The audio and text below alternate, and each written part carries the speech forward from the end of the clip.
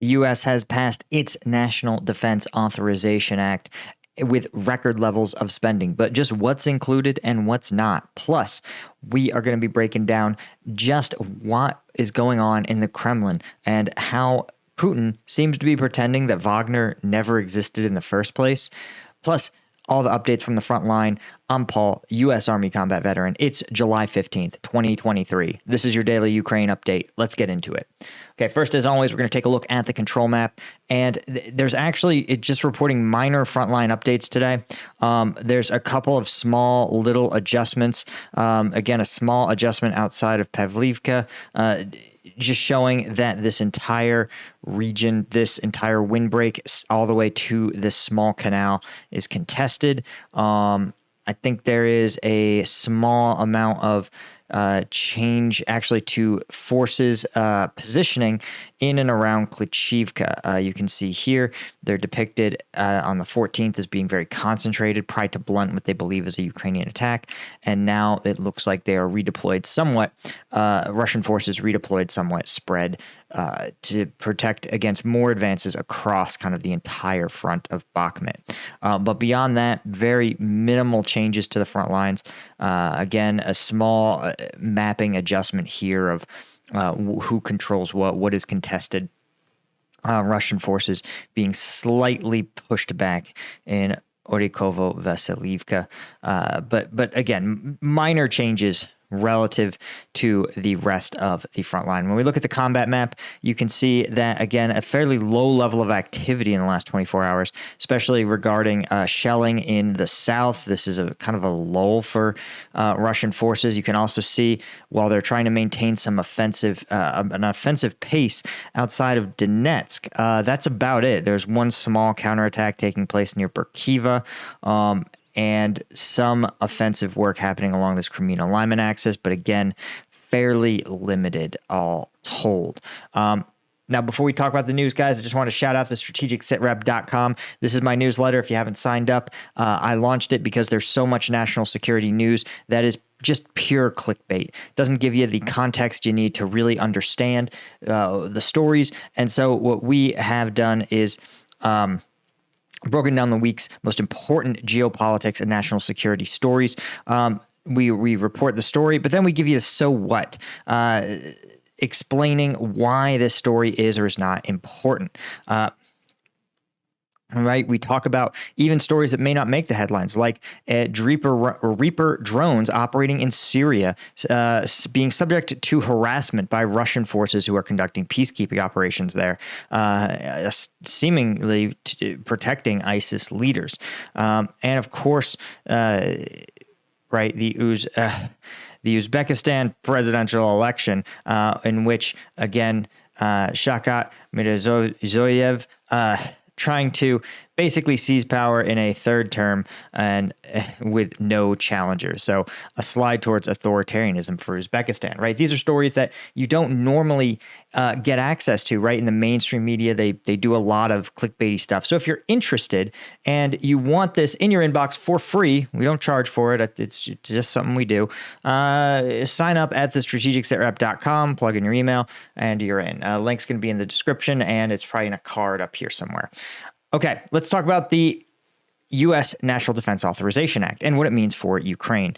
So this is exceptional for a couple of reasons. First off, it is the largest, most expensive National Defense Act ever passed. It includes $886 billion in spending. But it was approved along a party line vote. Now, I want to recognize something here. And that is that in the U.S., parties are becoming, in some ways, more centralized. And if it's already apparent when a legislative act will pass, those whose votes will not affect the outcome, right? Because this could have passed with, 126 to 100 or 226 to or 216 to 215, right? Passed is passed. So a lot of the votes end up being symbolic gestures by legislators. So I do not interpret this narrow vote of 2019 to, or 219 to 210, as indicating that there was actually not a lot of support for national defense, or that it was in danger of not passing. I think it more reflects the fact that the NDAA has become, like almost every other aspect of American politics, a bellwether for trying to think of the nice way to put this, issues that sometimes are not actually that relevant to the direction of the country as a whole. I say this because, again, nearly $1 trillion of spending, 300 million of that is support committed to Ukraine. Includes a pay raise for members of the military, initiatives to counter China. But right, the House majority, though, Democrats said they would not support the NDAA after the Republican majority House voted exclusively along party lines to stick in a bunch of these hot button social issues. Again, that, in my opinion, are not necessarily national scale problems. For example, whether or not the one issue was, for example, whether or not TRICARE, the military's medical benefits organization, would pay for service members to travel to receive abortions. Currently, they do. They didn't want to pay for the travel. You also have specific training about hiring and firing along racial lines. Again, it's being framed by both sides as these fundamental questions of military readiness, but the truth is, when you get down into it, they're relatively small potatoes compared to, again, $1 trillion. That's more than most countries' GDP. Countries by GDP, right? So if the national defense, here we go, perfect, nominal GDP. So when we look at, right, so 888 billion, we are looking at, puts us around, I think, the GDP of like Switzerland, right? So we're talking about entire nations worth of spending, and it's being held up over who's paying for gas when service members have to or their families have to travel to get abortions, or who's going to pay for hormone treatment to the small number of soldiers who need gender affirming care. Again, this is not me having a stance. I don't want to take a stance on these hot button issues. They're distractions to the, again, priority, which you should be asking yourself. Congress's job is to defend the nation from threats. In the case of the National Defense Authorization Act, right? Big questions are the stuff that should hold up this sort of effort. These aren't big questions. They're political grandstanding. So, but I don't think it was actually in danger of not passing. Here's the other thing that's pretty interesting, right? In speaking of nonsense, right? The U.S. is not immune, is not the only country to have their politicians getting wrapped up around some pretty low stakes nonsense and spew some BS.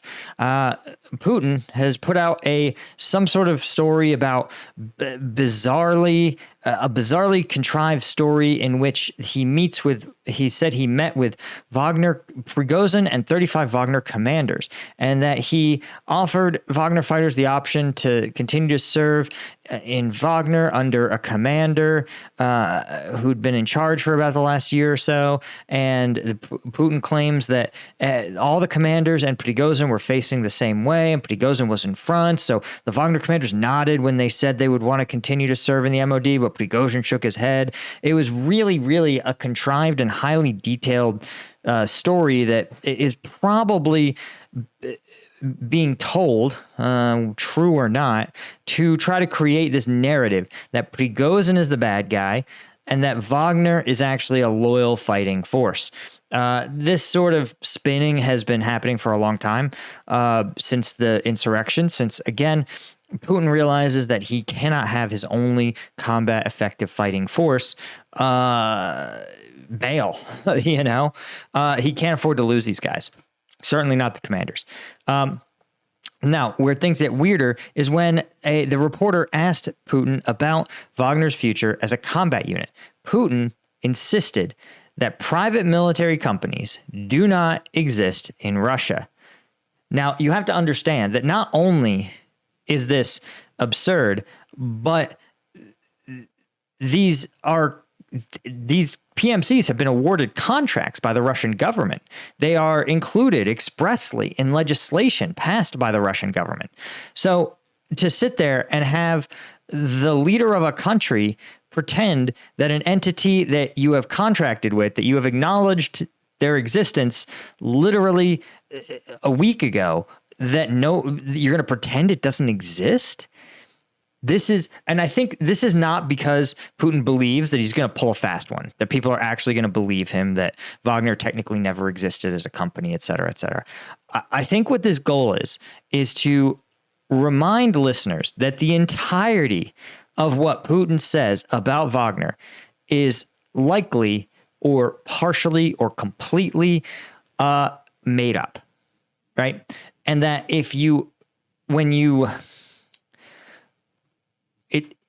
I'm trying to think of a good analogy. It's like if someone hands you a bag of M&Ms and they say, okay, you're allergic to peanuts. One of these, we won't tell you which one, is a peanut M&M. You're just not going to eat any of them. This is sort of when Putin tells any of these stories. In fact, when the media reports almost any story about the inner workings of the Kremlin, part of their goal is to, I believe, at this point, I'm starting to believe that part of it is to feed lots of fake information, some true information, so that when true information comes out, the media environment has already been ruined. Again, even if every one of those M&Ms, none of them are peanut M&Ms, you still won't touch them if you have that peanut allergy. You see what I mean?